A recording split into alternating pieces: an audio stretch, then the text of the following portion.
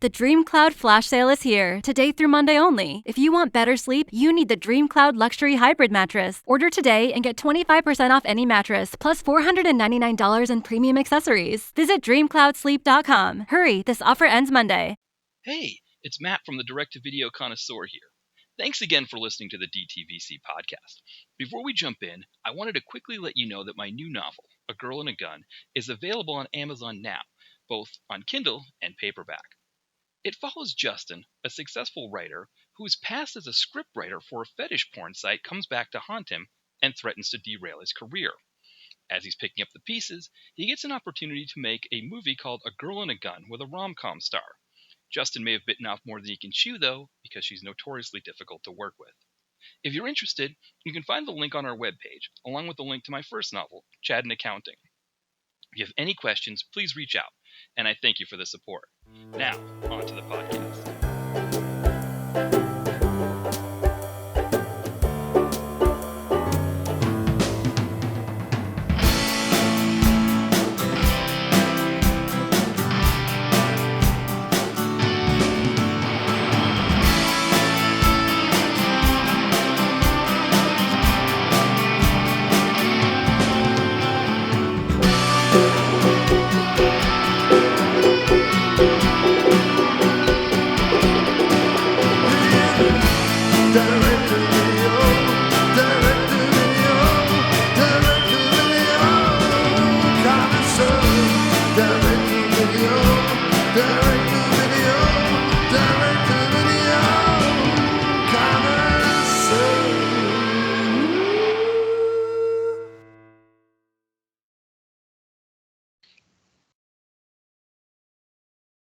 All right, welcome back to the Direct-to-Video Connoisseur, everyone. As always, this is Matt here, and I am joined by frequent contributors. There's my Boston, my Mass accent coming out there. Contributors, Brett and Ty from Comeuppance Reviews. Welcome back, guys. Thank you for having us as contributors. Yeah. You might say. Well, hey, we're back. Yeah, We're talking Hues. Yeah, I was doing an episode with Will from Exploding Helicopter, and I realized I was about to do my normal, I have a very special guest here, and it felt like, because it's been 4 times that he's been on, I felt like a very special guest, it makes it sound like he's never on when he's been on multiple times. But I didn't think of it ahead of time, and I kind of stumbled over the introduction. So I was thinking, okay, with having you guys on, okay, I've got a good introduction, frequent contributors, but the Mass accent slipped me up, and That's okay. As it often will, yeah. Right, exactly. It's a great accent. Yeah, contributors came out.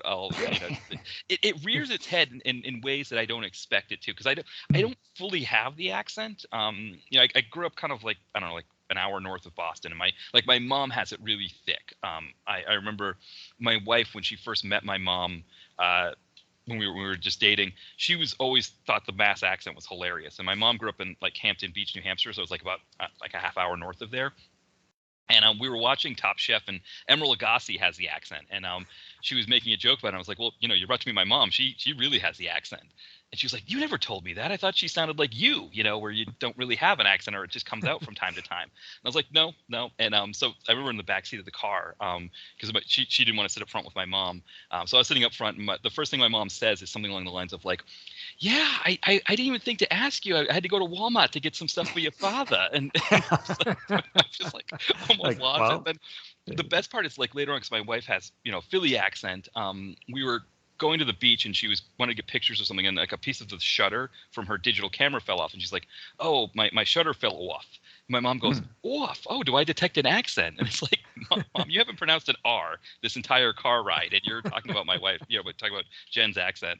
So it was kind of a funny story about that. Well, you mean the entire car ride? The whole car ride up to the beach. Yes. Well, see, I that's love. the thing. Go ahead, Yeah. Brad. Go I ahead. was going to say, people that have accents don't think they have accents. I believe I'm speaking perfect accent-free English, but if you talk to someone maybe somewhere else in the world, they might say I have an American accent. Maybe. I mean, people listening to this in the UK might say, oh, he sounds like such a Yank or something like that. But to me, it sounds like I'm just speaking with no accent at all. But that's not how other people hear it, possibly, right? Also, I want to mention the best Boston accent movie is Kevin Costner, 13 Days. Well, thank you for tying this back to movies. That was good. Yeah, because you're talking about nuclear war here.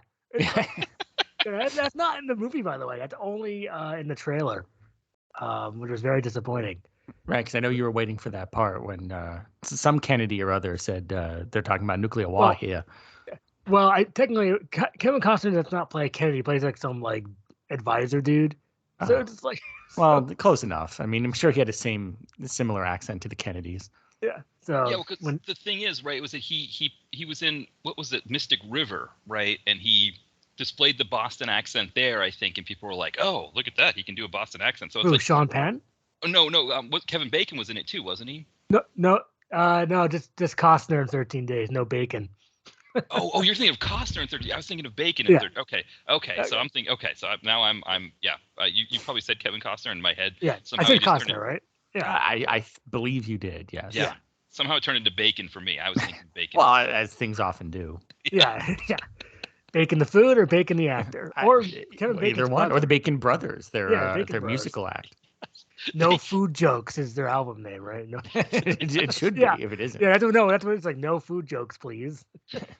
They played locally in Portsmouth, New Hampshire, where I grew up. I think there was like this venue called the Music Hall that they played at, and some guy that worked with my friends, apparently he said to them, he's like, "Oh, I went and saw the Bacon Brothers, and they really rocked the house." And that just became this joke for us whenever the Bacon, they really rocked the house. And and so that was like, I don't know if the Bacon Brothers really rocked the house. I don't know. I think when they played it was really expensive to go see them. I think they're a premium ticket. Yeah, that's the way things are these days. The concert tickets are way more money than they used to be. And then, if we had a nosebleed seat for the Bacon Bros, that's okay. So it's like, and the Bacon Bros. It sound like Bacos. Yeah, Bacos. That's what their kids are. Baco bits. Yeah. Sure. Yeah. Why didn't they never he never really capitalized on? Maybe he thought it would be too obnoxious to capitalize on that, to sell like a bacon, or maybe he's a vegan, but he could have sold fake bacon, right? He could have sold, fake and bacon. Yeah. Right, fake and bacon. And then it could be some guy who isn't him pitching the product. Yeah. Kind of like Tom Cruise from Hover Around. Yeah. That's the real Tom Cruise. Right. Yeah, he actually is the real Tom Cruise, right? That's right. Because the other Tom Cruise has another name, right? Thomas Mapother. That's right. Yeah. I never thought of it like that. You're right. He's and I think he was probably, if he's older, then he came first. So, then not only is he the real Tom Cruise, he was born before him too. So, I mean, he has a legitimate claim there. Yeah. Wow. Yeah. I just kind of Owen Wilsoned it there. Did you catch that? It's like, wow. Wow. well, now today's episode, like we're wont to do, we do our lists here, and I feel horrible because the person who on my Facebook page suggested we do a Matthias Hues list. I couldn't remember who made that recommendation, and I couldn't find it on the Facebook page in time. So hopefully by the time we post this episode, I will go in and be able to at least give that person full credit on the Facebook page, because it was a great idea for this list, and I don't know about you guys, but I have a feeling this is going to be maybe like the most fun list of the ones we've done. Was it an M. Hues? Yeah. Unfortunately, no. Yeah. I said it off the air. I'm saying it again. I know it'd be amazing. I can only imagine, sometimes we do have like actors who will like follow what we do and or like our Facebook page and stuff like that. But Hues is one that, like, it seems like he's very active on a lot of these things. Right. Shirtless in Hollywood is his handle on Instagram. So he has responded, or at least liked something, Yeah. So maybe he'll dig this. I hope so. But before Trimble, Trimble did. Yeah. Oh, Trimble, yeah. Oh, yeah. He thanked us for the one that you guys did on your site. What was it called? Jack B. Trimble. Jack B. Trimble. Yeah. But before we go further, I mean, maybe we should get out of the way. We might have a Marchini situation here. Now, is it Matthias or is it Matthias? So I go with Matthias because he's German, but he may have anglicized it when he came over here to make it Matthias, because they don't have that TH sound in German. I never heard it said out loud, his name, really. Yeah, that's true. We've written about it a lot, and we've seen his movies a lot, but we've never really talked in that way where it's, is it Matthias or Matthias? I don't know. Maybe, if I watch a certain trailer from a movie I might mention, maybe they will say it. So I will not say the movie, but I have an idea of what it might be. But yeah, so I don't want to give it away. So. Yeah, right. and I thought maybe before we get into our list to maybe kind of go over just kind of a little bit about what makes him so great.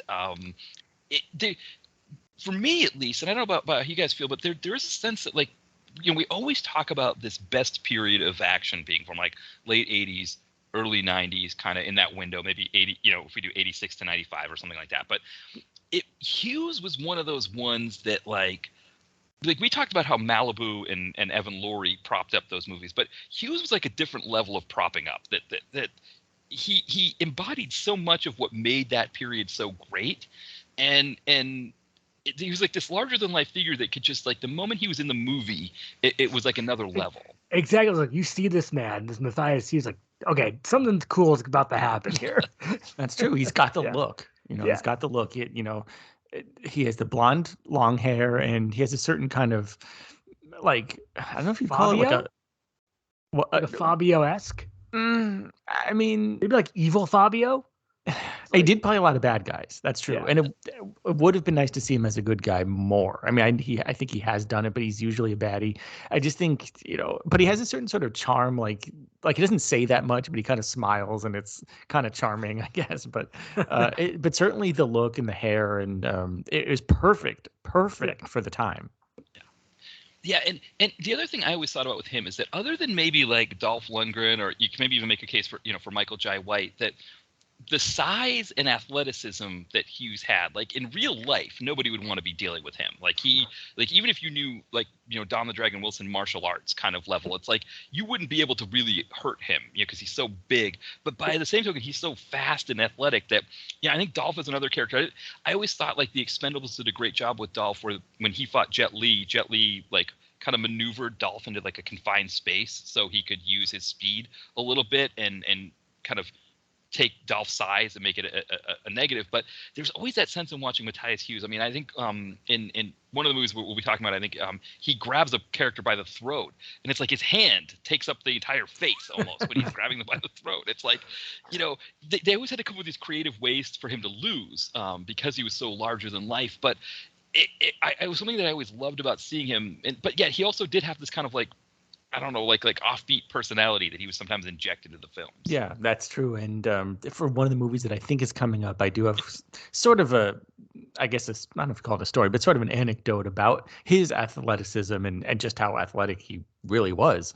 I think we tend to think of him as a puncher, but you're right. He can run and do all these sort of like athletic things. Like he probably could have been a football player at least, or that's some other sport, but he went into the acting game. I guess we can go right into the list. Do you want us to start first? Yeah, you guys go with your number 5 and we'll just kind of go from there. Let me just double check it because my list went away. Come on, Ty, now is not the time. No, here it is. It's Fists of Iron is the number 5. Oh, that's a good one. Yeah. So this was the one that I couldn't watch before the episode because the version on YouTube was so bad that I had to scrap it. Is it on Tubi? It wasn't on Tubi. No, it's not on any of them. And so I think I was telling Ty it was so bad that I couldn't tell the difference between Sam Jones and Marshall Teague. Oh, wow.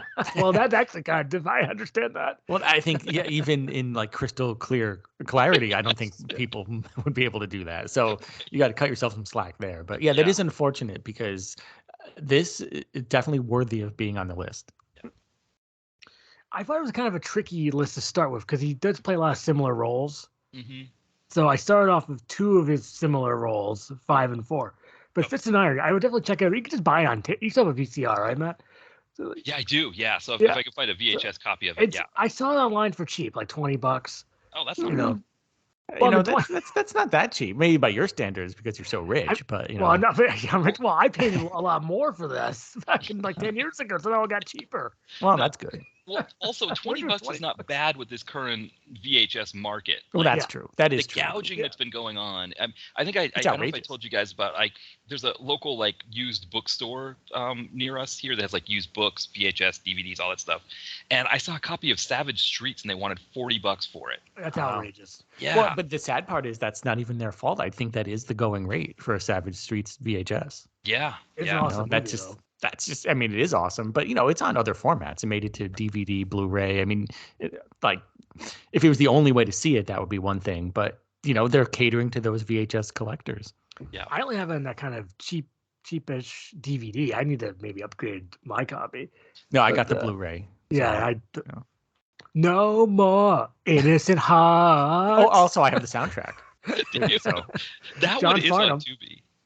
That's on Tubi, and of course, Justice for One, Justice for All. I know, guess we you have talked to sing whether it's our Savage Streets, podcast or not. Well, No. you talked about Savage Streets has those awesome songs. That's true. I know. Exactly. But yeah, so now the other title for this is Enter the Shoot Fighter, because I think that's the version that's on YouTube, is the Enter the Shoot Fighter version. That's interesting because it came out on VHS here as Fists of Iron. Right. So I'm thinking that's some sort of foreign or non-US foreign. version. Yeah, that makes sense. It would have been Shoot Fighters 3 maybe, which would have been kind of cool. Yeah. And the plot of it could be like a Shoot Fighter, It's got Michael Worth versus Matthias Hues, And is that Victor Bragg? Or is that Victor different- Bragg, yeah. Well, he has two names. It's Victor the Destroyer Bragg and Victor the Giant Bragg. and well, because you think Victor Bragg would be enough, because as we have been saying for years, it's such a great name for a fighter, because when you're the victor, you got to brag. Exactly, yeah. And he has to wear his American pants in it too, if I'm not mistaken. Yes, I believe he does have those Zubas with the stars and stripes. Oh, And yeah. Yeah. But, He's a real American. which he's not, but that's okay. right. But that was something Ty and I were talking about too, with this list, and again, it is, as we put in parentheses, Paula, tricky list. Mhm. But like, what is something that would maybe set, like you said, a lot of the Hues parts are the same. What are the things that set it apart from another Hues part? And I think good Zubaz pants is one of those elements. I think as we go through these movies, I think we're going to come up with some other ones similar to that. Yeah. Similar, Well, like yes, 90s there was a thing. lot of creative Zuba wearing back then, and that is one of the better ways to differentiate these parts. Because let's face it, he didn't get the meatiest roles with the in terms of the emotional range of the character. So you have to look elsewhere to differentiate them. Perfect. Yeah, I would check that out when you can. Hopefully, YouTube or Yeah. or you can find a copy soon. Yeah, maybe you could just bite the bullet and get the VHS, because it might be worth it having in your collection. As the direct-to-video connoisseur, you might want to have that. I know. It's interesting. Like, when I moved down here, I put a bunch of my VHSs in storage at my parents'. And I think I did. I may have brought some of them up here with me. So my brother, I guess my dad was kind of going through stuff to get rid of things, and my brother was asking what we needed. And when I told him, like, well, some of the VHSs, I want to maybe get a sense of them because they're kind of rare. And he started listing off Disney movies, which makes me think that it was a different group of VHS movies. I would think, from my VHS movies. Fists of Iron from Disney, right? It's just like Yeah, exactly. yeah, Goofy versus Mickey. They're punching. Right, Yeah, it's like right. Well, that happened in Kingdom Hearts. Kingdom Hearts, that game where Goofy kills people or slays people. Yeah, he has a With a sword. sword and he kills It's people. Gorf, I'm killing you, Gorf. Yeah, So- was that one of the Kingdom Hearts was a Genesis game, right? Or was it Nintendo? Was I think it I was think like it was a newer later. game. It was like a It later was- game, like a PS2 or an Oh, Xbox, okay. something like that. I never played it, but it was I just never played it either, because that was there's all after. these Disney characters who are like in medieval times, I guess. I don't really know much about it. But they do have weapons, I believe. Yeah, they have weapons. Goofy has a sword.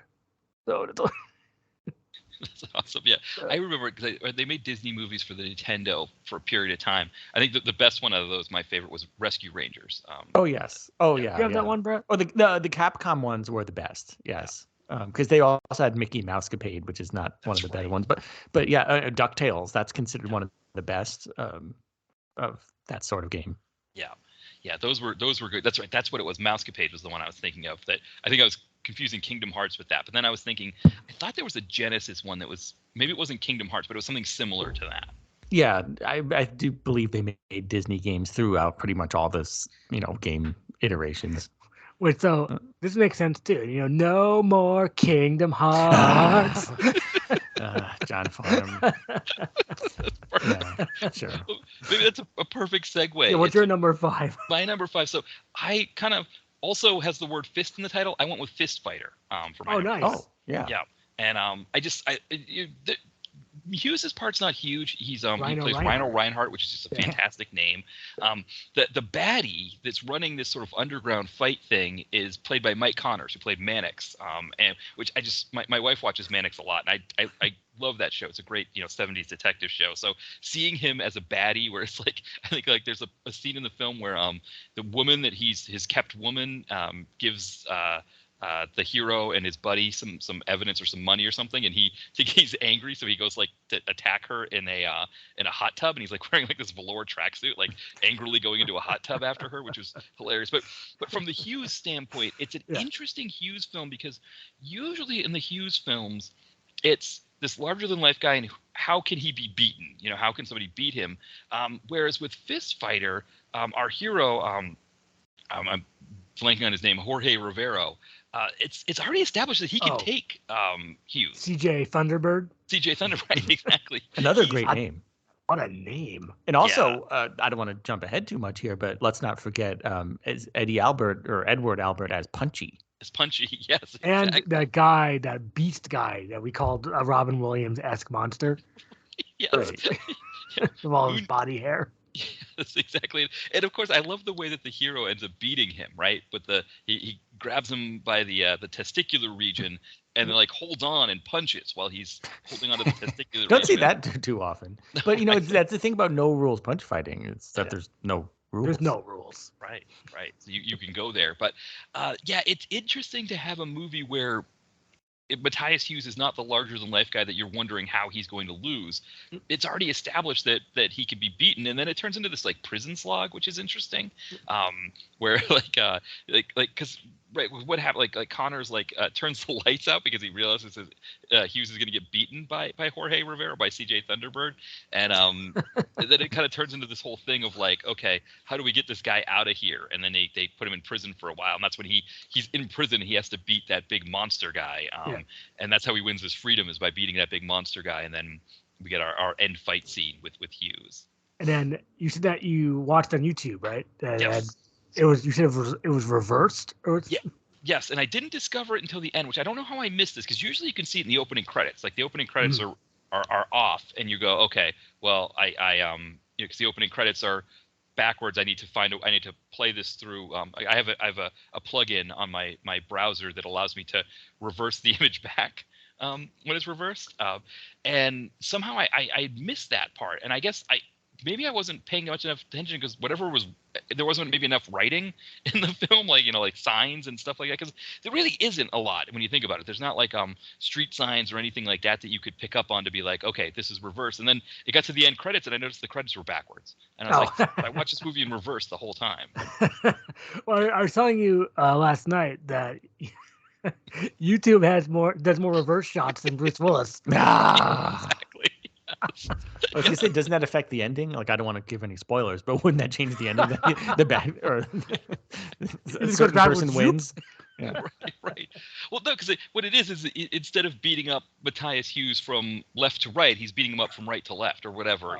It's like, that's really weird. There's a really good chance I've watched some movies on YouTube that were in reverse, and I didn't know. Yeah, it's supposed to evade the copyright. I guess there's some sort of copyright programming that is able to like pick up if a copyrighted movie is online, and so they reverse it as a way to evade that copyright program. Interesting.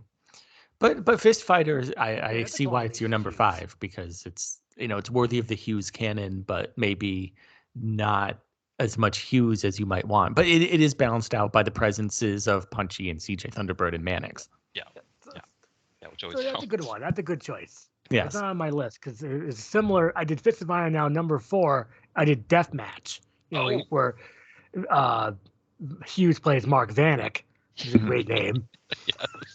So this is my number 3, so we can maybe go a little bit more in depth here, because sure. It'll be coming up again. So now this is the one with the really great cast. Oh my goodness, everybody.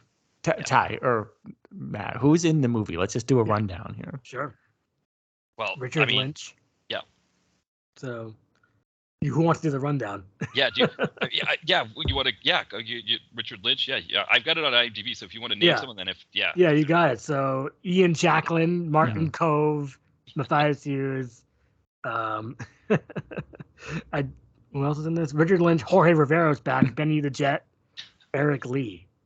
So, Yeah, and then the fight choreography was I believe was Art Camacho, and he has like a very small part, but I think this is an Art Camacho joint as well. And this is a must for punch fighting fans, I would say. This is like a top punch fighter.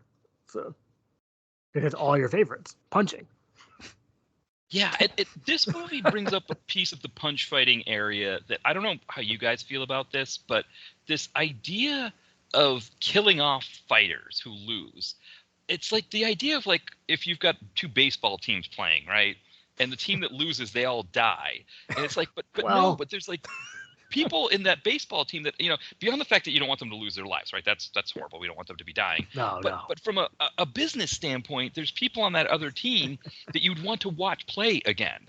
And I feel like from the same point of owning a fight business, like I wouldn't want fighters to be dying because I need fighters for the next night's bill. And, just because this guy lost doesn't mean it's not going to be fun to see him fight somebody else. And so has to die. Pass away immediately. It's cutting down a lot of promise because, a lot of people in their first part of their career, maybe they're not so good, but then they get better and better. So this really never gives the fighters a chance to grow. No, and Martin Kove is presented to us as this really great businessman, which interesting, right? Is that Matthias Hues, who is working underneath him, is kind of like everything, right? He's a fighter, he's a hatchet man, he's an advisor. It's like he does everything for Martin Kove, and he even kind of makes a point, like as a business standpoint, maybe what you're doing here, not necessarily with the killing the fighters, it's other stuff, right? It's getting involved with like drug stuff and or gun running stuff and things like that, where he's like, maybe you're this isn't a good idea. But we get this idea that Martin Kove is a great businessman. It seems like he would get that from a business standpoint, that killing off the fighters isn't a good idea. Well, see, that's why Matthias Hues has to do all the work, because they're killing everybody else. So he has to do like quintuple duty because everyone else is dead. So of course he has a lot of jobs to do. Right. But it's true. I mean, yeah, it's probably a little unfair to kill the fighters that lose. Maybe just give them like a timeout. Hughes is really good in this one because he's like almost second or third build, and then he has a great bolo tie. It's just like you gotta love it. Well, I guess because if Bolo Young couldn't be involved with everyone else. Oh, Bolo, yeah. Bolo for Bolo. We did that one.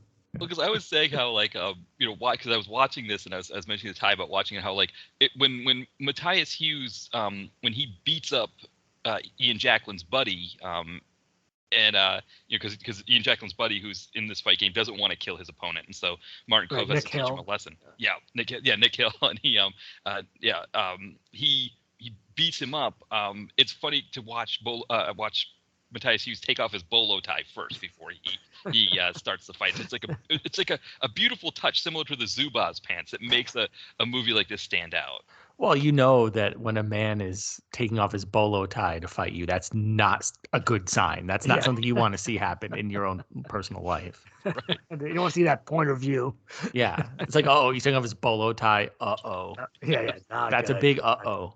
Yeah. And he kind of has trouble with it. He kind of struggles getting it. He just finally just rips it off. Like, I think he was originally planning to just like pull it off, but I mean, I don't know how a bolo tie works. I've never worn one before. I feel like maybe for research purposes, I should go out and get one just to try it. Yeah, go ahead. Makes sense. Tell us how that goes in the next episode we do. Yeah. It's like, well, I mean, it is very American. Maybe they just don't have them in Germany, and he wasn't like really used to wearing one. But yeah, this is a good one. This is not really on. It's on Tubi, or you watched on YouTube? It's on YouTube. I had to watch it on YouTube. Okay. Better. So Ian Jacqueline posted this on YouTube. So it's his YouTube page, which I think he's like selling some medicines or something. I don't know what he's doing on his. He's using it for other things, but he did upload this movie because it's his movie. Like it's an Ian Jacqueline vehicle. Yeah. Yeah. Even though if you look at the DVD copies on IMDb, they all have Hues front and center. Yeah, Hues and Kove. Yeah. Right. Exactly. Well, those were the two biggest stars probably out of everyone. Maybe Richard Lynch, but he's barely in it. Yeah. Yeah. He and Richard Lynch and Jorge Rivera have these very small scenes where they're just there and then they're done. But yeah, I think because Ian Jacqueline posted it, he posted a better version than what you usually get for a YouTube copy. I mean, and that's good. And also, I mean, this is such a good example of a 90s video store VHS punch fighting movie. I mean, like you go to your video store in like 1995, and this is like really the the gold you're looking for. Yeah. I mean, this really delivers that. You go to the martial arts section, it's like, wait, death match? This is gonna be a good one. Right. And I mean, the American VHS isn't it just Hues It's just Hues with his fist up and it says death match? Yeah. I mean, he's like front and center on the box art. I mean, think of all the other people they could have put on the box, but they just went with just a picture of Hues. Yeah, because it's almost like when you're in the video store, that larger than life guy. It's kind of the way we talked about when we did the Bolo Young list, how like Bolo on the cover of these VHSs, especially in Bolo's case, it was because he was in the Van Damme films. But it's like that idea of like, oh, Bolo Young, like kind of taking up the cover. This has got to be good. Right. Because I think we mentioned this before. Like if it's not one of the more mainstream guys and it's one of the other guys, as you might say, it has a lot more promise because maybe it'll do things and go farther or go to some weird areas that maybe the more mainstream actioners would not. That's what I love about these direct-to-video punch fighters, because something different is going to happen. Right. Something weird may happen. You never know. Someone might like fall on a snake, or who knows what you're going to see. Right, exactly. So what is your number 4, Matt? So my number 4 is No Retreat, No Surrender 2. Yeah. That's a good one. It's it's interesting. Yeah. I read about this because this was his first role, and I was reading up a little bit about him to kind of get a sense for the podcast, kind of even how he got into this business. And apparently he owned like fitness spas in France and then sold them off and came to America to be in movies. And I guess when they were making No Retreat, No Surrender 2, they couldn't get Van Damme to reprise his role. So they saw Hues and thought, okay, why don't you play the part? And that's how he ended up in this movie. Fantastic job, by the way. Yeah, it for me, I think it is that idea of like, okay, this is kind of introducing us to somebody that is, I mean, the movie has other great names. It's got, Avedon. It's got Cynthia Rothrock. Corey Yuen directs it Max again. Thayer. Max Thayer. Yeah, exactly. Yeah. And for Hues to kind of be a villain that stands out in this movie to make the whole thing, I don't know, like. Yeah, I think it makes the movie come together a little bit. Yeah. It's like, okay, now we got something here because he has a lot of energy. He does. It's great. So I know Avedon. I know we kind of sour a little bit on Avedon, but he's good. He's still good in the martial arts department. Well, this big final fight they have at the end is like amazing. It's like one of the best ever. Yeah, that's a good point. This isn't the one I'm trying to think of, which is the one that I got a picture of Avedon crying for the screen. Was that Manhattan Chase? No, it was obviously King of the Kickboxers. King of the Kickboxers, that's what it was. Yes, that's what. Yes, yeah, exactly. Well, he shows a lot of range, all in the space of like 1 minute. So it's Billy Blanks was pretty evil in that. Mm-hmm. That's true. Anyone would be crying. It's not his fault. Yeah. Exactly. It is interesting because you got Cynthia Rothrock in here. It's like you get these names, and I think for Hues, for it to be his first movie, and not that these names were necessarily as established either. Like Cynthia Rothrock, I think in '87. I mean, she's not like this huge established property here in the U.S. either. And of course, Avedon was new, so it's kind of like a lot of kind of new people in here. But when you think of all the names that were in this film, for him to have stood out the way he did, it was kind of like a harbinger of things to come. But also, yeah, it kind of establishes him as this force that we're going to see in the 80s and 90s. Wow, that's a good point. Excellent point. Yeah, this one's not on my list. I'm surprised.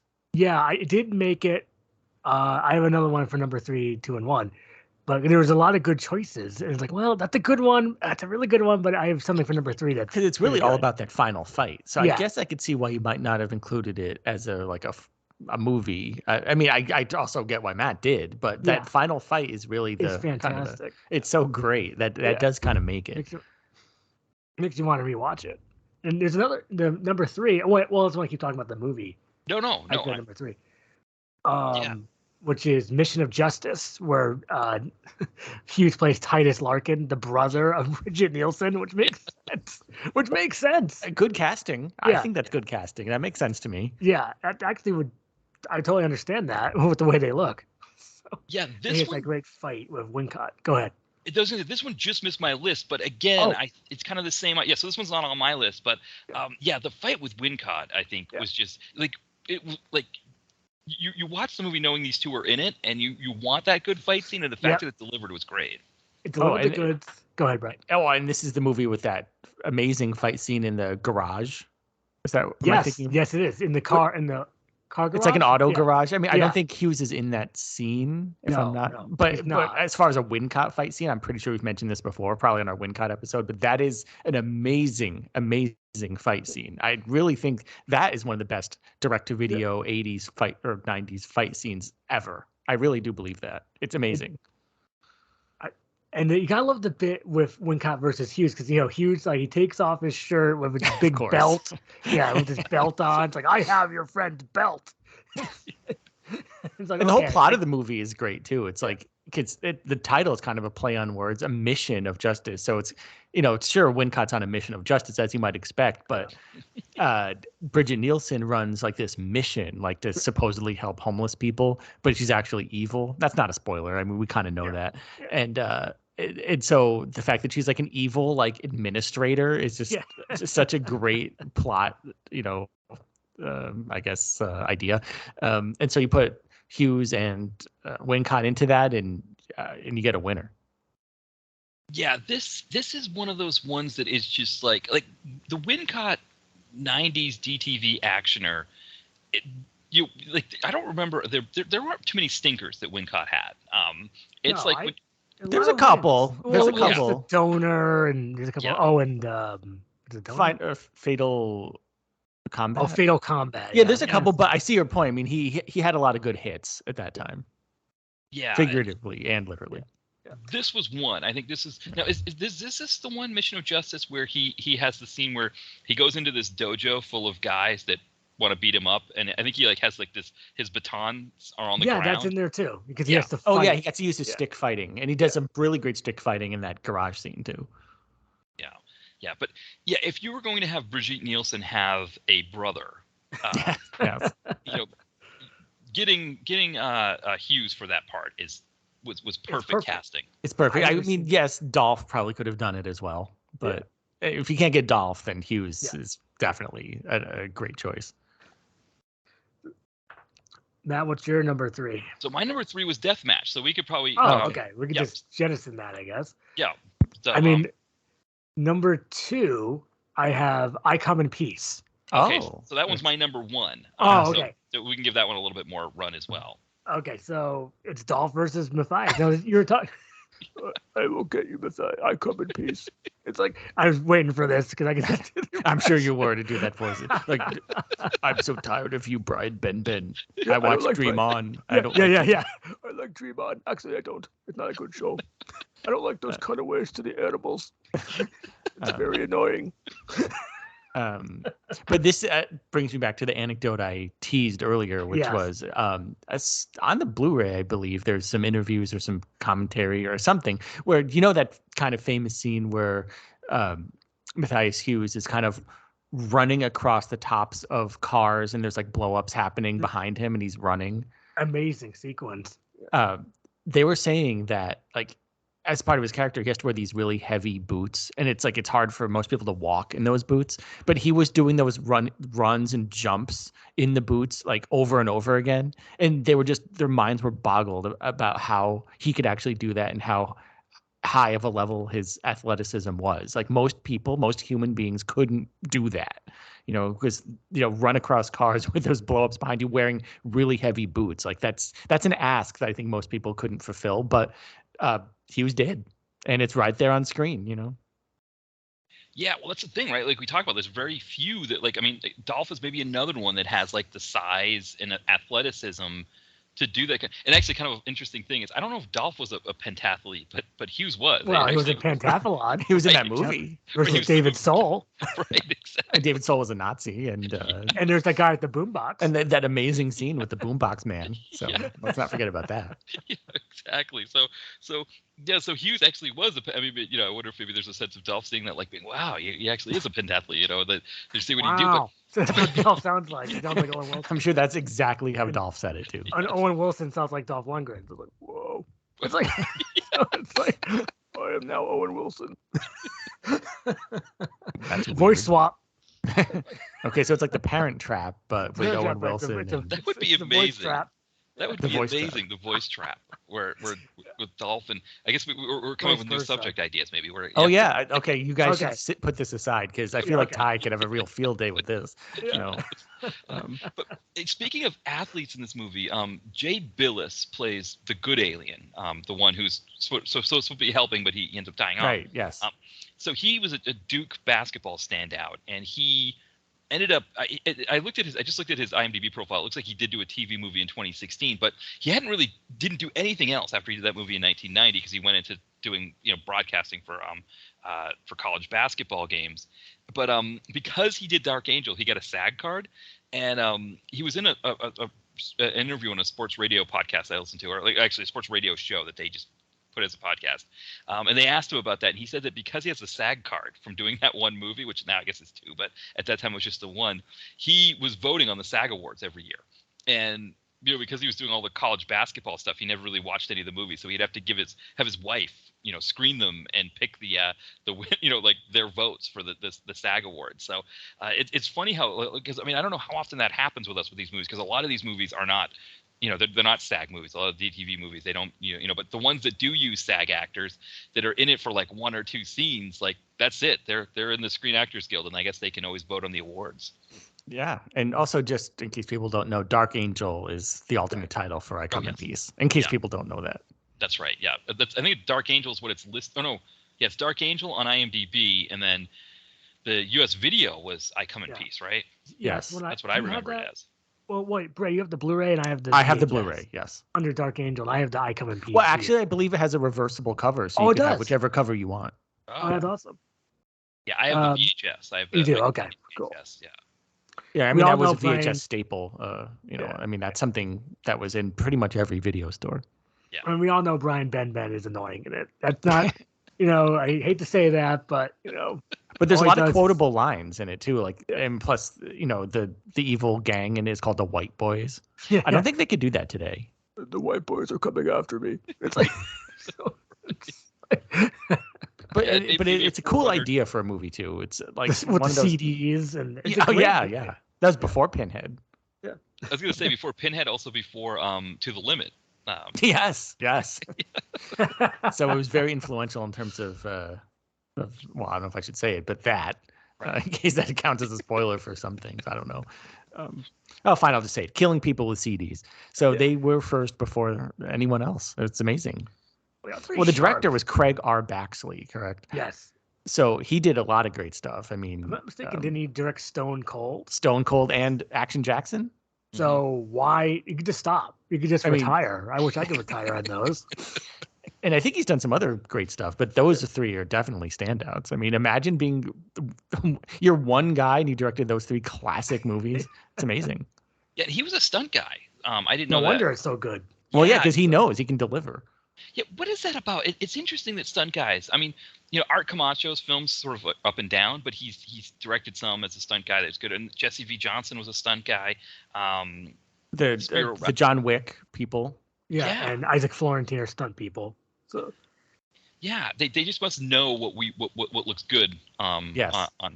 So it looks like he in 2005 he directed the 3rd Left Behind movie. Yeah, and he did a sniper. So it looks like you're absolutely right about what you were saying, Ty, that he probably should have stopped after Stone Cold, maybe. Yeah. We'll go out on a high, is what you're saying. And then he did direct some episodes of the show Raven, which is a martial arts program, which is a classic. And that was see syndicated. Yeah, Jeffrey Meek and Lee Majors. Yeah. Those kind of shows were the best. Yeah. Well, like the Renegade style, syndicated action shows. Well, that's interesting segue into my number one. We said the name Renegade because let's not keep talking about I Come in Peace. No, go for it. Actually, I've got my number 2. What's your number 2, buddy? Oh, so my number 2 is Cyberzone, aka Droid Gunner, a Fred Olen Ray movie. Yeah, so I picked this one that's a little offbeat, but Hues' character in it is a really interesting baddie. He's like this kind of roguish baddie guy. So just in the sense of the movie, it's a Fred Olen Ray futuristic movie where Mark Singer plays this guy who's like a bounty hunter who's been tasked with finding these really expensive female sex droids, and they've been smuggled by Matthias Hues. He's captured them. They're love droids, so they just kind of always want to have sex all the time. And so Matthias Hues has captured them, and he plays this guy who I think he hijacks a ship to get the female droids, and he's bringing them to Earth to sell them. And he kind of ends up being more of like a likable bad guy as the film goes on, and it's almost like he gets the tongue-in-cheek nature of what Fred Olen Ray was going for with this, which just makes it even better. Mark Singer does a little bit as well, but not to the degree that Hues seems to. Hues is like really in line, and I don't know. It was kind of fun to see Hues play that kind of a fun character. That's an interesting choice, because I thought you might say Digital Man was also kind of similar. Oh yes, I haven't seen that one yet. Another one that I've been trying to get a good copy online. Yeah. It's not the greatest, but Hues is good in it. So I'll have to check out Droid Gunner. Wow. Yeah, it's on Tubi. It's on okay, it's on the Tubi. IMDb. It's on all of them, so it's kind of pick your poison. I think Tubi has the fewest commercials, so it might be the best one to go with. Yeah, no, I've never seen that, but it sounds good. Yeah, it overall as a movie, I don't know if it's the greatest, but the Hues in it, I loved the Hues in it. That's what really did it for me. And I think as a Fred Olen Ray vehicle, it's kind of a fun, he has that mix of sex and action in it, and a lot of gratuitous stuff too. Like this actress Rochelle Swanson, she's playing like a scientist who knows how to deactivate the droids in a way that doesn't hurt them, because that's the big thing. These sex droids, you can't damage them, right? Because they're no good. She knows how to deactivate them, and of course, Fred Olen Ray somehow works some scene in where she has to wear a sexy outfit. Normally she's just in lab coat kind of scientist outfit, but now they're like, oh no, she needs to get into this. We need to get into this brothel or something, so she has to wear a sexy outfit, and then she's in a sexy outfit for the rest of the movie. So it has those kind of Olen Ray kind of touches.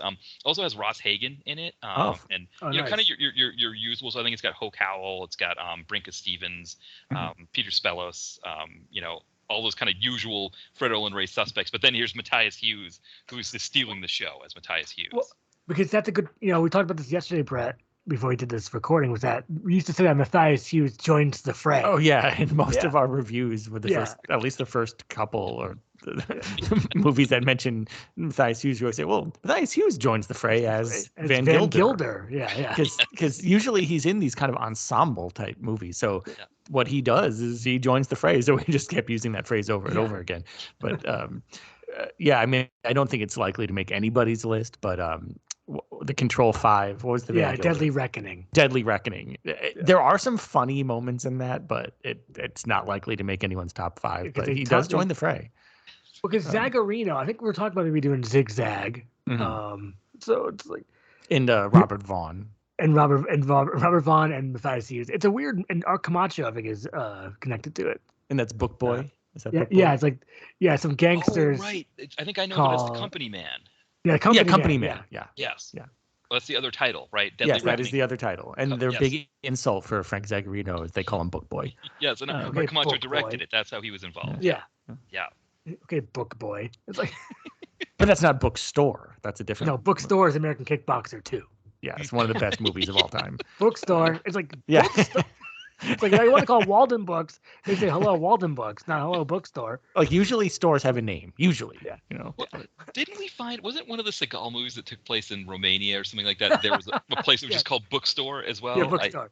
I think they reused that in Acts of Vengeance, the Banderas movie. Yeah. Yes. Like I think Bookstore is in that too. Because it's that same Bulgarian street, it's like that street that New Image uses. Yeah. This is Bookstore. It's like you can't call it anything else. It says Bookstore. So I am stoic. Holy for holies. I am after the vengeance. It's like that's pretty much what that movie is. But that bookstore is actually somewhat important, which is still surprising why they wouldn't give it a name, because that's where he finds the book about how to become a stoic, which is what's the alternate title for Acts of Vengeance was the Stoic. Yeah. But anyway, we got to mention Book Boy and Van Gilder joining the phrase. So, well, now we're going to stop. Goodbye. Okay, no, all right. So what's number one? If I Come in Peace isn't number one, what the heck could be? Yes. Well, number one is Bounty Tracker. Oh, Yeah. This was an honorable mention for me. Oh, so. really? Okay. Wow, interesting. Have we ever had that kind of disparity where someone's honorable mention is the other person's number one? Has that ever happened? No, I don't think so. I thought this was going to be your number one, Matt, because it's got Lamas versus Hues. Right. And Hues is on the cover of the box, which you never saw before. Yeah. So you had to both have fists. It's a great cover. It's a great movie. You know, Johnny Damone, played by Lorenzo Lamas. Yeah. So, fights Eric Gauss. right. So, killer fights. Two of our favorites, and I do see what you were going for with that transition before we mentioned Renegade. Yeah, you mentioned Renegade, yeah. Yeah. So actually, what I think I took off too many points for the kids in the movie. I think that's. I know. It's annoying. And that's I probably shouldn't do that. Because I did actually. I'll be honest. I did have this one on my list originally, and then I decided to go. So Fist Fighter was always going to be my number 5. So it was actually a matter of whether Bounty Tracker was going to be 4 or honorable mention. And I decided No Retreat, No Surrender. I started reading the backstory of it and I started thinking about it. I was like, but you're absolutely right. Like the Hues Lamas factor in this, it's just like, it's massive. It's what you want. Yeah, Yeah. it's like two titans at the top of their game. I mean, this is when Lamas was in his prime, when he was making all those great movies like Viper and Bad Blood, Blood for Blood. Yeah. So he's right in that pocket. And making Renegade Hues. too. Yeah. So I mean, this is another one of those go to the video store in the '90s movies and find this on the shelf and rent it type of movie. I love those, and this is a great example. I know they're both on the cover. You don't get that ever. You'll never get that again. Really. No. And the other thing too about this movie was when Netflix first released the on-demand streaming kind of thing. When they first had I remember this. I think it's how we watched it. Yeah, it was like you're paging through all of these, because the way it was back then, not how it is now, where it's like you hover over something and suddenly like a big thing pops up and it starts. And it just starts playing the movie. Right. Don't play it yet, whether you want to do or not. Exactly. It's like I just want to know what's going on with this thing. Yeah, I hate that Netflix did that. I think it's annoying. I don't know what they were thinking. I mean, just that they thought, okay, it's starting. I better start watching it. Yeah. Exactly. Then you hear da-dome, and it's like, okay.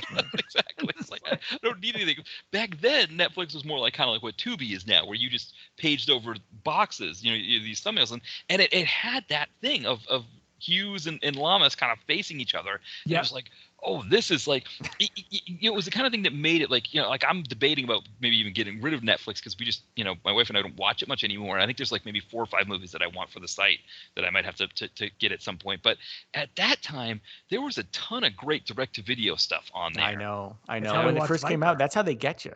I think they did that on purpose, I think. Because remember, they had all those David Heavener movies. And they had Viper. They had the Viper version. They didn't have Bad Blood. Now it's like all their own stuff and not a lot of weird stuff. I want weird stuff. Well, I guess thankfully Tubi has filled that bill. Yeah, that's true. But they have commercials, which is I've been watching Without a Trace on the Roku channel.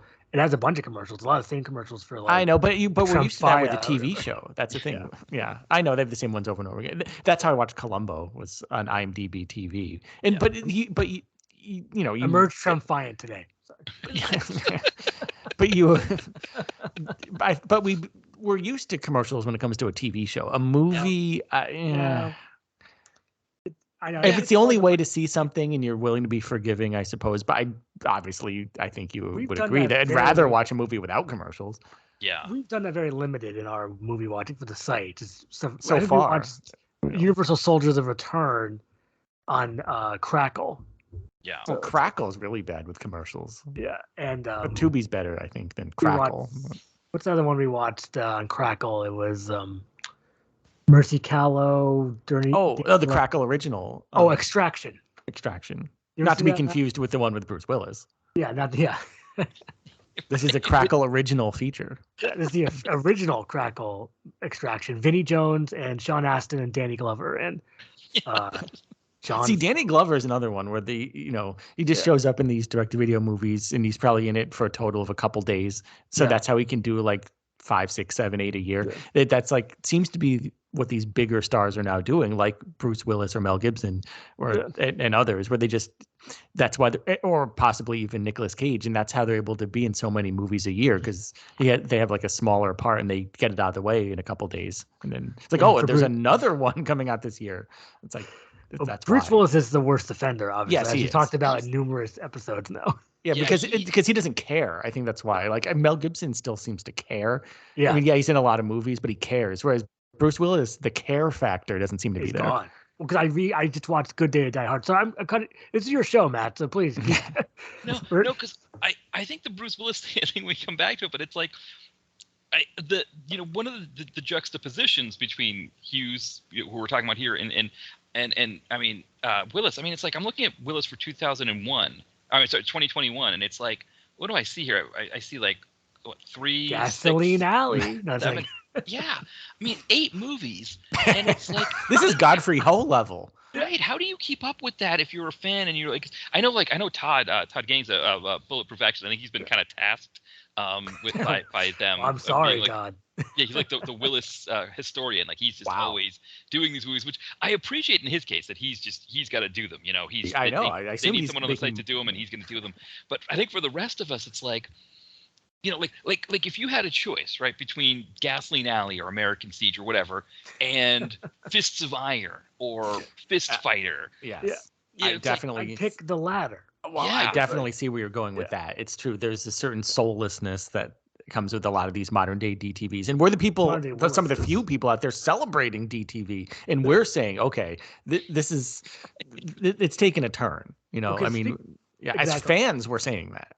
Because I just watched A Good Day to Die Hard. I never seen it. That was a soulless Bruce Willis movie, if there was one. It's that went like, to the I'm on theater. vacation. I'm in Russia. I know, topical. I'm in Russia. And it's just like, So he vacationed in Russia. well, his son, John McClane Jr., is Who was never mentioned before. right, he No, wasn't I John don't- McClane Jr. in the first movie, was he? The son, was he? Well, they call him. I think they call him Jack sometimes in the first one. Maybe Right. put, But still, it's not. now still, he's John McClane Jr. of course he is. And he's part of this like Russia, spy program. And Bruce Willis goes to Russia to get him back. And you just don't care. Bruce Willis does not care at all. And he's dubbed in a couple parts too. There's like a fake Bruce Willis dubbing. So he's going full Seagal. He went to Seagal. It's like, and it's just fun. And all he says in Good Day, I was like, I'm on vacation. He says that 5 times. I counted it. It's like, that's your John McClane line. It's not very cool. It's like, It sounds like just more whiny. it sounds whiny. It almost sounds like Ron Martini in I think it's Omega Cop, Oh, or was I that don't like know. Mother Goose? Or yeah, it could be Karate Cop, where he's always like kind of whining and Oh, complaining that's his way Karate through the Cop. movie. Yeah, karate. Yeah. It's like, do this, she said. Do that, Yeah. she said. Remember that?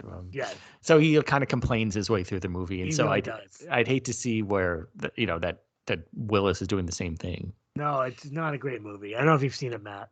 No, so I did see Live Free or Die Hard. So I was kind of looking through the IMDb to get a sense of it. It's like he does Die Hard with a Vengeance in '95.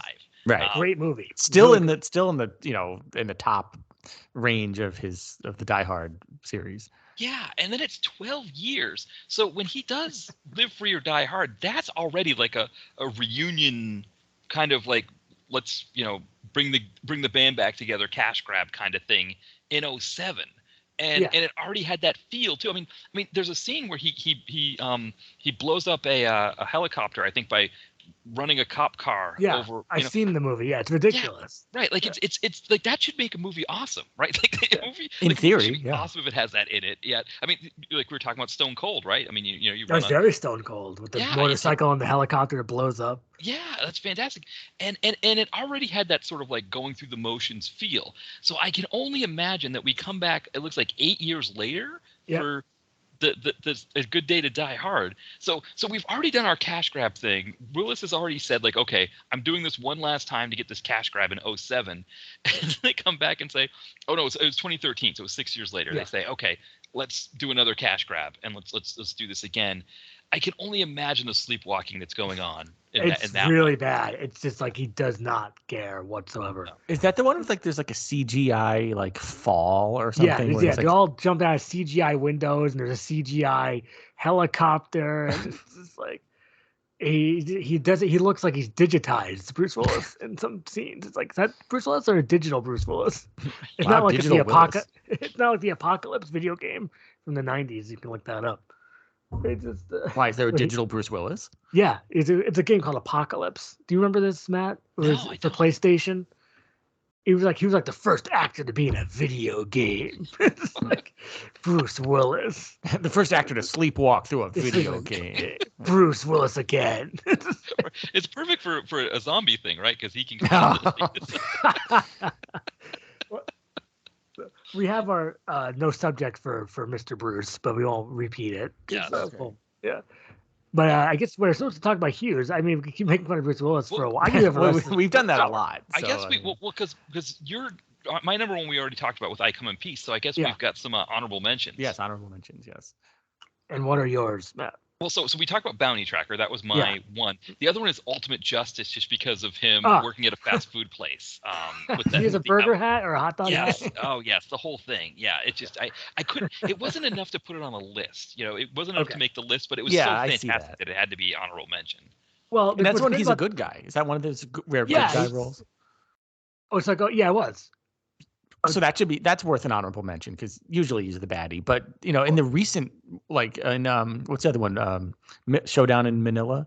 Yes. Oh, Yep. yeah. That He's a didn't good make guy it. in that, I believe. So No, he's not. It's coming No. around. Oh, he's not. Okay, I'm thinking of the other one. Sorry. You're thinking of But- what, Maximum Justice, or what was it called? Maximum Impact. Maximum Impact, Impact. maybe Yeah. that So is- it seems like maybe in more of his, I guess, newer releases. He's softening. He's softening. Maybe. I mean, he doesn't have to, but maybe they're seeing him that way. It's like, okay, he can play some good guys now.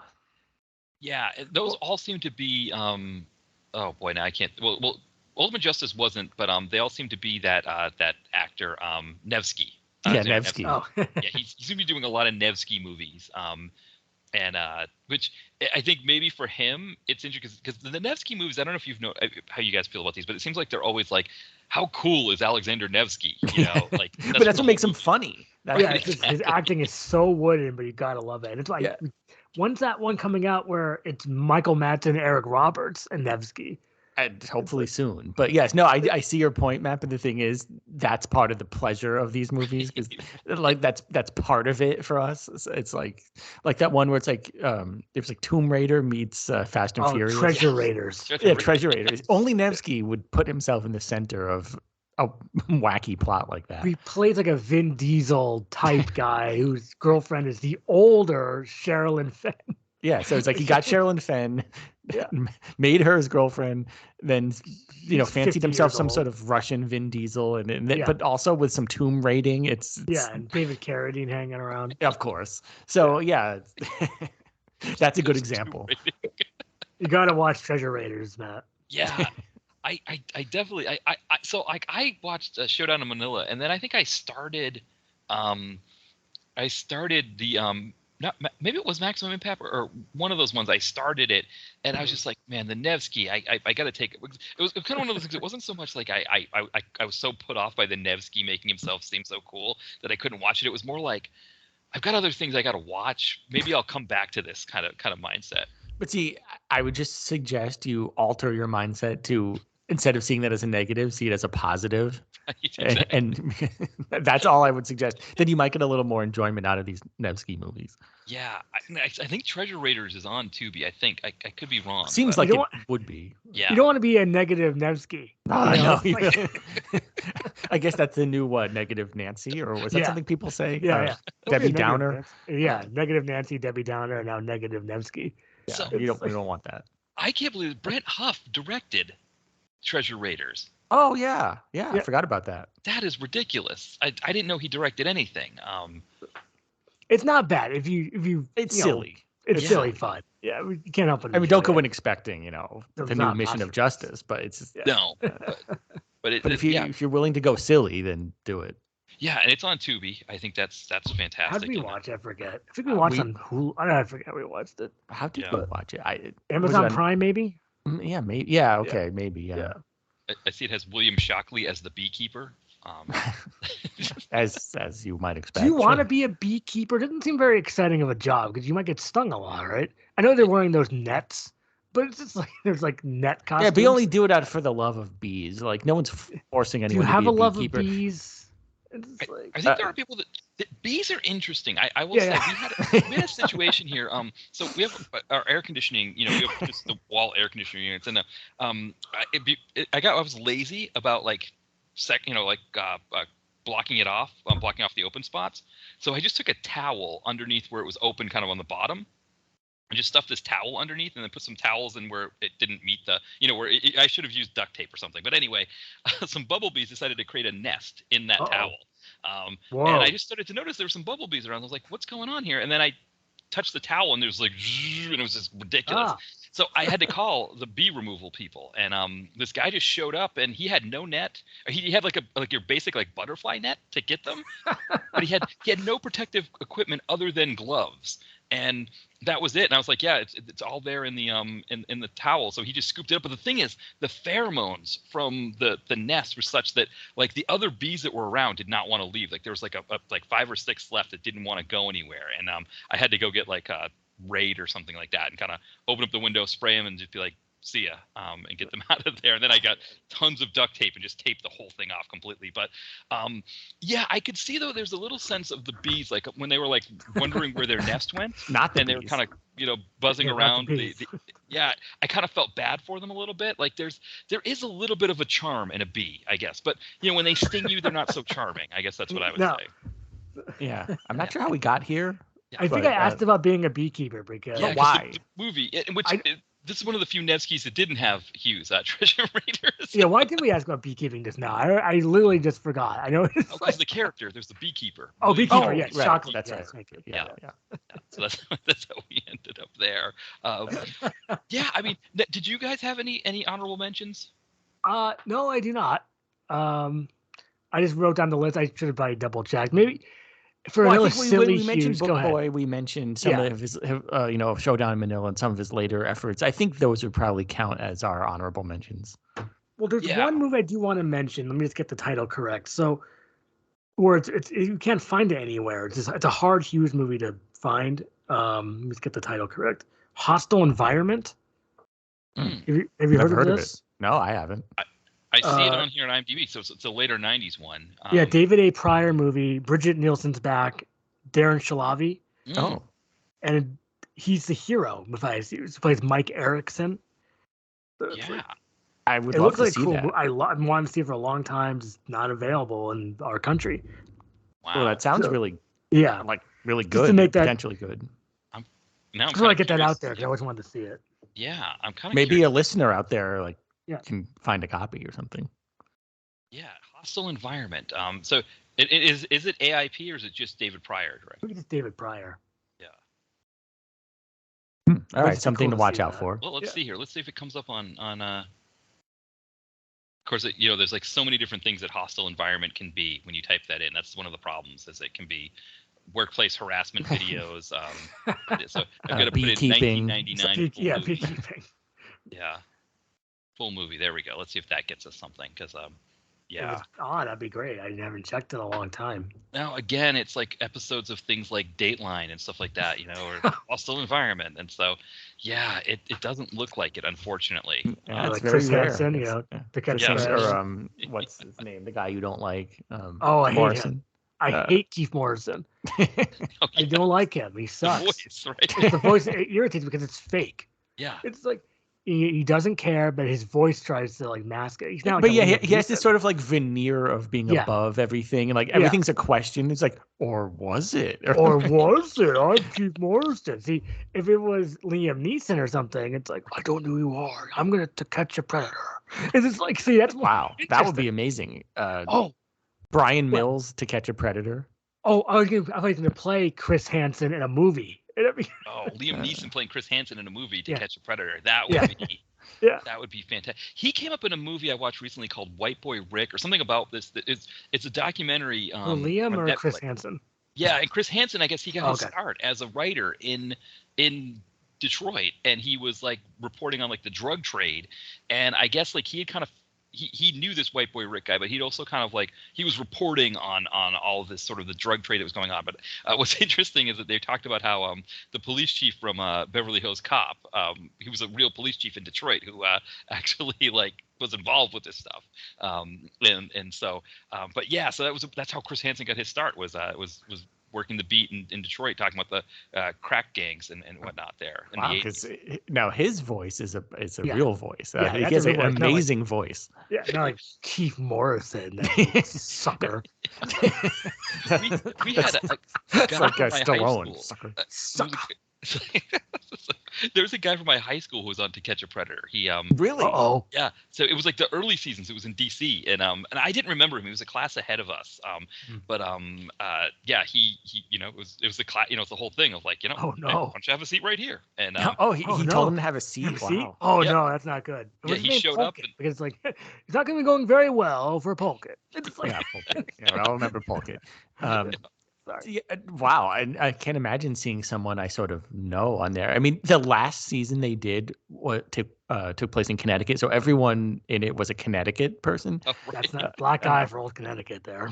Yeah, not great. Well, because Chris Hansen, I believe, lives in Connecticut, and he took the train to New York City, and like one of the guys on that To Catch a Predator season, like he knew from the train or something. There's some story behind that. And so like a lot of people are in the southern Connecticut area, like Fairfield, and yeah, it's like a Connecticut-based season, so it's kind of interesting. But yeah. Well, I guess that's it for the Hughes. Okay, well, we're one. talking about To Catch a Predator. We know we've Yeah, big ran out of evolved. Hughes. Yeah, But I mean, maybe no subject idea of a new of the Hanson movie or something. oh, like that. that's a Write good that idea. down. Just get Which everyone is has a funny, cool voice. Yeah. Chris Have- Hansen sounds like the name of a character Matthias Hues would have played. Yeah. Yeah. You know? Yeah, Like Chris Hansen joins the fray as Yeah, Exactly. deathmatch too. Yeah. Well, the other guy, Morrison, I think he Oh would no. he would be like an interesting podcaster. Wouldn't he be like, well, it was this point in the movie where he went, and then it was like, but Oh, did that. he? If he, or did he? Yeah. oh, what if he did the Matthias Hughes Minute podcast? It's like, and I come in peace. He said, maybe, or you go in pieces. It's just like Yeah. And then there's a commercial. and there's a commercial, and then it's for some like The Bachelor or whatever. It's on NBC. I know that's probably the wrong. I meant the ABC. Well, I mean, if it's a commercial, it's probably either for cars or medications, because that's Or what most. cars for kids, Oh God, no! Cars for Don't kids. even start to go there. Do you guys have that commercial? Because Oh my Cars for- God, yes we Yeah, do. we it don't is. have it down here, but when Oh. I listen to my sports radio in Boston, they play the Cars for Kids commercial. It's ungodly. I can't. Yeah. It's I'd rather satanic. hear that than Liberty Mutual. Well, or that's whatever. bad. But Liberty Mutual isn't really like a full song, right. whereas Cars for Kids is like a full song. Yeah. And it's so bad. No, they really target sports radio because they also do WFAN. Yeah. Like, Yeah, it's just like it starts with like this bad like synth No. or like like keyboard. oh no, no. Yeah. Yeah. Oh, I Yeah, can't we're take not it going to anymore. sing it. We're No, not no. Yeah, because you don't want to get that one in your head. For people that No, don't you live don't. in the New England area who have never heard this before, just be thankful. Don't go Just- looking it up thinking. Like, Don't you wanna look know it what up. this is. Just Don't please look it don't up. look it up. No. Yes, it's really really catchy and it's really annoying and it's just oh my God. And they play it like so Incessantly. often. Like Yeah. at least every hour on the hour they play it. I mean, Yeah. it's really bad. Yeah. But we should Yeah, probably so- end there. We end on a happy note. Yes. Okay. It's like, Well, well, thanks for oh, I having us thought- on the show. Yeah, I mean, I think the final words on Hughes. I think Oh, yeah, go again, ahead. I think this list that we have, which I was surprised that we had as much No diversion overlap. on this list as we did. That we actually were able to kind of spotlight it. I thought we might have more overlap. I really thought you were going to have Bounty Tracker as number one, or yeah, I come in pieces number two. you know what it is? I'm a little bit of a stickler on certain things. It's funny because I see sometimes people will comment on my blog like why do you have such a big deal about the run times, or why do you have such a big deal about kids in the movies, or these kinds of things, and it's like they're just my quirks, I guess. Like I'm a quirky film watcher. Yeah, but we have those same things. We were always talking about running times and how most movies are too long. Yeah. Kids in the movies are annoying a lot of the time. Even though we have championed some kids in movies, but I do see your point. So I think we kind of agree on those things.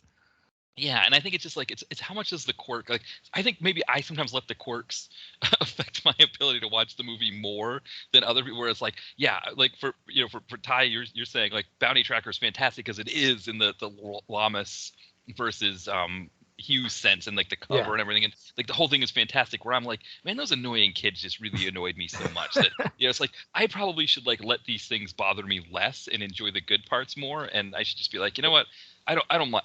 Yes, the kids were annoying, but the Hues and the Lammas was. Well, yeah, that's what you got to concentrate on. Let's not forget about the Lammas line from Bounty Track, which is "Drop the case, essay." Isn't that what John Travolta said in He said Chains that too of in Gold? Chains of Gold, right? It's like, or I drop think it, it's almost homie. the same line. Is it drop it, homie? no, that's another good one from Llamas. Yeah, homie. Yeah, that was great. And I mean, the other thing too, right, is that you've got am I right with Bounty Tracker, right? That's the one where you've got the Lammas in disguise as an IRS agent. Yeah, exactly. That is very plausible.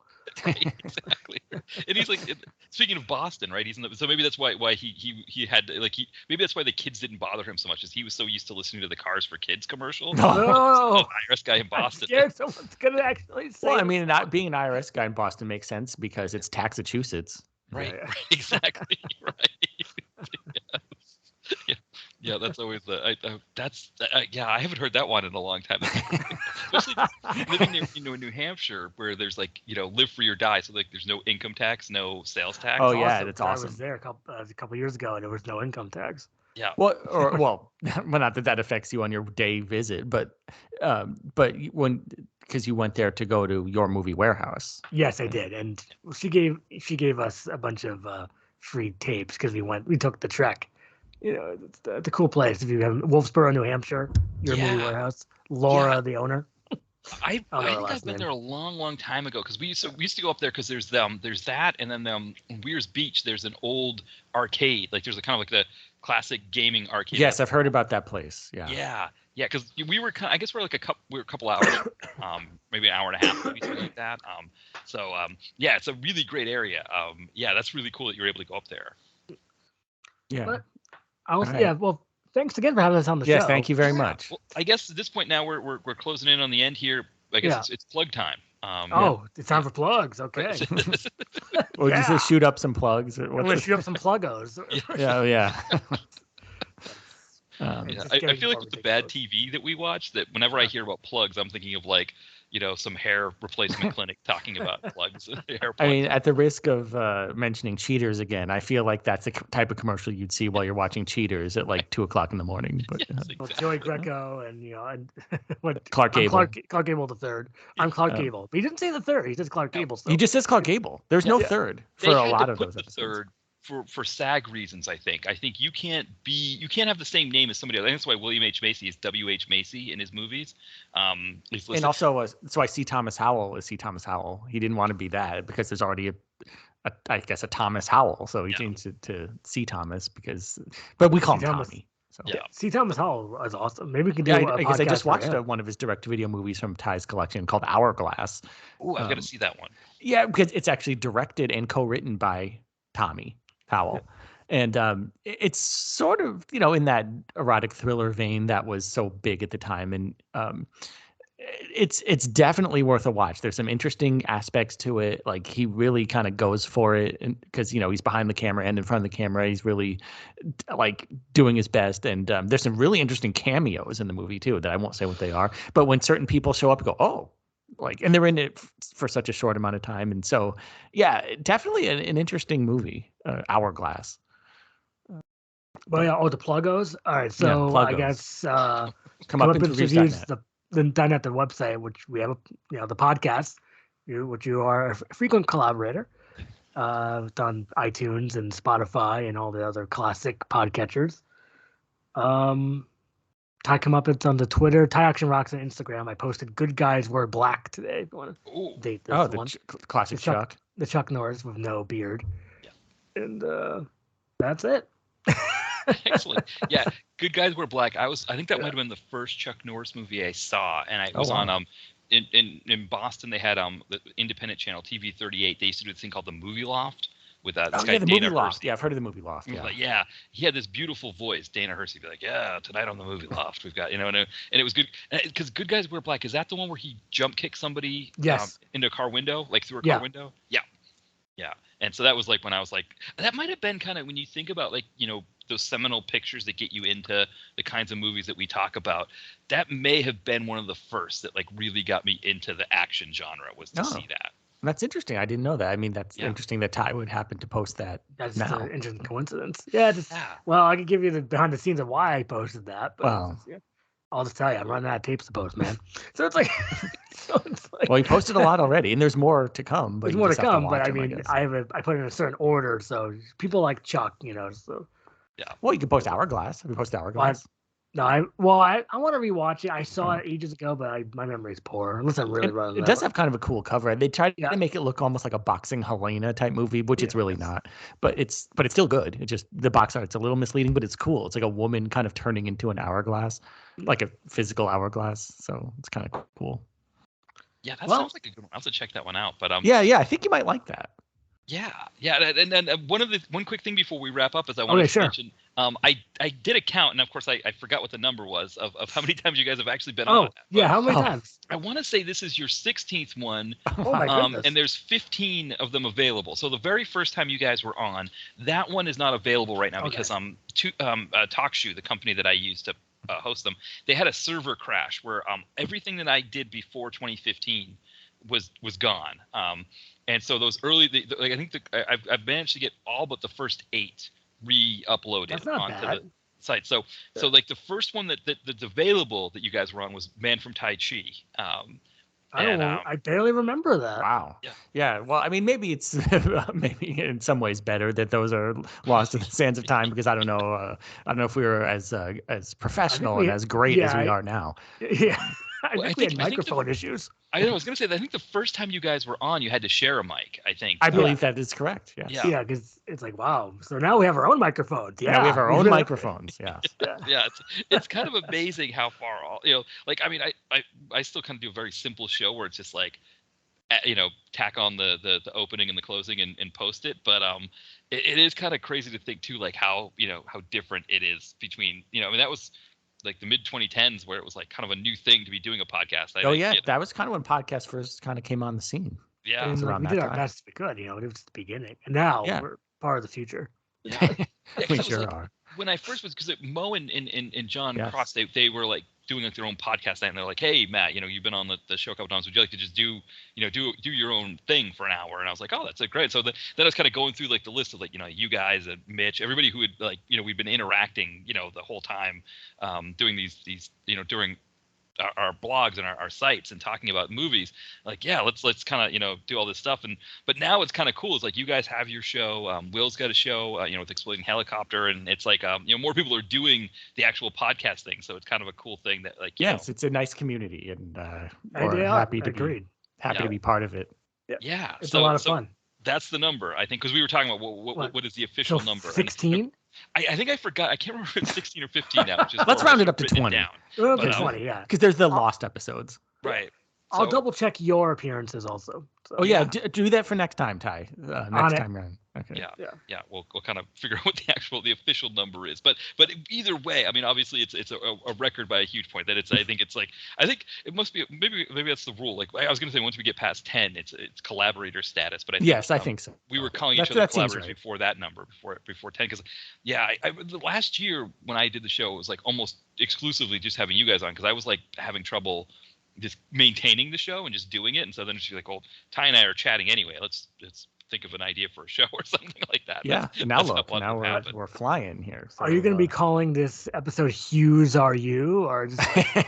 Yeah. That could be good. One of the things I was thinking too was I was wondering if at any point in his career, an agent ever referred to him as Huesy Baby. Like, something like Huesy Baby, I got a great one for you here or something. Like Baby Huey. Baby Huey. Yeah, Baby Huesy. I've been a bad Huey. I'm in a bad movie. Hughesy Lewis in the news. Yeah, Hues of the Rainbow. I think maybe you could do some sort of color pun. Right. Yeah, Hues Are You? Hues Are You? Like Hues Are You? Maybe you can use that song. I don't know. Right. Yeah. Hughes, are you? Hughes. Yeah, I think that. Okay. Okay, We have to end it there. We should end it now. We're all singing now. Yeah, we've created Hughes' theme song at this point. So yeah, that's probably like what's going to happen is if Hughes does listen to this episode, he'll get to all the way to there, and then he'll be like, I don't know about them singing that song about me. It's like, even I don't want to hear about myself this much. This is going on way too long. Too much. This is too much. All right, perfect. Well, thank you guys again for coming welcome. on. I think this was You're a welcome. fun one. Anytime. Yeah, we'll be back on your show soon, and you'll be on our show. Yes, I think we have some things planned. Oh yeah, we've got stuff in the hopper, as they say. Yeah. Yes. All That right. could be like a Dennis Hopper thing. Oh, Something in the hopper. hey, that's not bad. Yeah, okay, I'll use that. All right, but we'll talk to you soon. All right. Thanks everyone for listening. Bye.